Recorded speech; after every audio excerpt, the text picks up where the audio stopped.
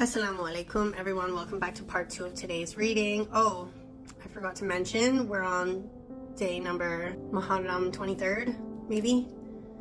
I think. Yeah, I think we're on Muharram 23rd. So Imam Hussein's true victory was that he set a spark. His revolution and his martyrdom and his sacrifice set a spark within every single person in the Muslim nation who were being subjugated and oppressed under Umayyad rule to fight for their freedom and liberation. So that started a series of revolutions that ultimately ended up overthrowing Umayyad rule. That was Imam Hussein's true victory. Imam Hussein's revolution riled those spirits that the Umayyad clan had sought to smother. These spirits lived on in the Muslim nation, erupting every now and then in rebellion. Time and time again, these revolts would fail, but this did not extinguish the striving spirit that Imam Hussein had granted to the nation. Revolt, rebellion, and protest raged on. And this continues to this day. The means to silence nations have become many, and the Muslim nation has been affected with new tyrants. But regardless, the revolutionary spirit still raged on. New means of persecution have been ineffective. The Muslim nation expressed its humanity through revolution. It refused to be washed away by a deluge of history. Rather, it insisted on shaping its own history. All of this can be attributed to Imam Hussein's revolution. The spirit of the tragedy of Karbala was at the head of every development. The thought and spirit of Imam Hussein's revolution, nourished by the revolutions that followed it, paved a bloody path of strife in this corner of the world, all for the sake of liberty. We cannot say for certain how history might have turned out if Imam Hussein had not risen in revolution. Yet we can make a few speculations. Had Imam Hussein not risen in revolution, the Umayyad state would have endured, constantly shrouding its actions with a guise of piety. Lethargy, servility, and submission would have taken greater hold of the nation. When all this takes hold, the nation would submit in utter obedience and servility to its rulers. The rulers, on the other hand, would see this pitiful state of their subjects and grow more and more disinterested in matters of governance. With no one to keep them in check, they would neglect to maintain the state and become absorbed in their personal luxury and indulgence. The natural result would have been the dissolution of the entire nation, both its government and its people. Conquerors would have been able to invade the land without much resistance. The deluge of history would wash away the state and its subjects, leaving nothing but historical records of a people that once were.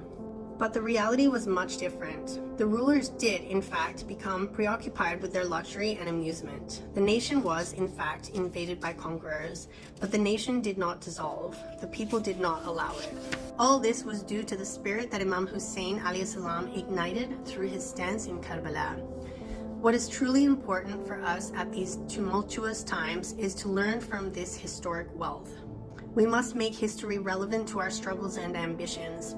History must not be merely a reflection of things past, but a part and parcel of our existence.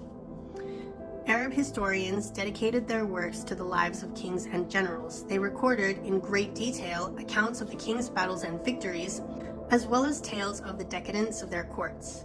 Their accounts did not give any attention to the social circumstances of the nation and its people. This is why history became to us, the masses, a mere reflection of the lives of our predecessors.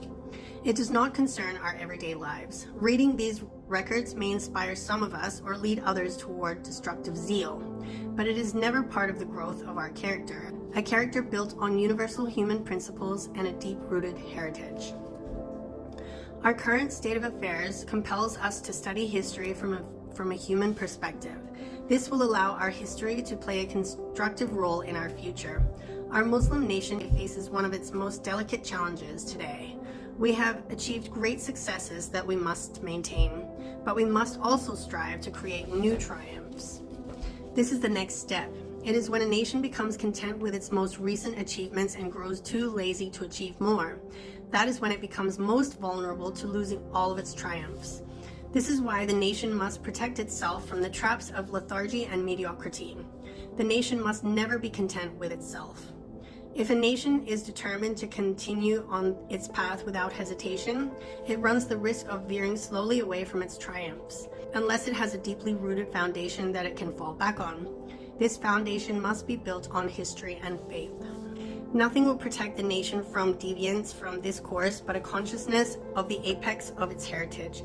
It must realize that its history is not a history of the king's wars, propaganda, and courtly debauchery. Rather, a nation's history is the history of its rebellion against such rulers. A nation's revolutions are the true representation of its spirit, strife, and faith. These rulers are not part of the nation. If they were, they would have felt pain of the citizenry. If the rulers were truly of the nation, they would not have created the circumstances that necessitated revolution. The history of revolutions is the history of nations. In order for a nation to maintain vigilance and maintain its growth, it must be in a constant state of revolution. It must face internal and external challenges in order to maintain its triumphs. It must be in a state of constant revolution against itself, criticizing and scrutinizing its state. This will prevent it from deviating from its path of advancement. But in order to maintain this constant state of revolution, the nation must be cognizant of its history, and especially the history of its revolutions. It is in this history that the nation will find its ethical code and its ambition. The ethical code will prevent it from deviating from its path. Its ambition will prevent it from falling prey to lethargy and contentment. Muslim historians had either neglected the history of these revolutions or willfully overlooked them. They regarded these revolutions, either by their own conviction or at the behest of their rulers, as immoral and unlawful acts of rebellion against a legitimate government. This must now be corrected. The revolutionary history of the Muslim nation must be rewritten. The torture, persecution, and starvation that led the nation to constant revolution must be highlighted.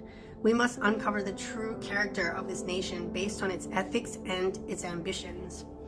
We must study the morals of these revolutionaries that kept them from degenerating into thieves and brutes.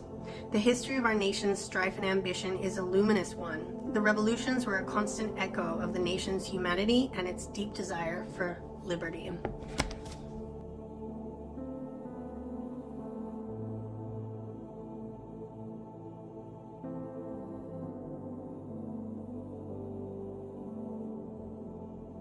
ونفتك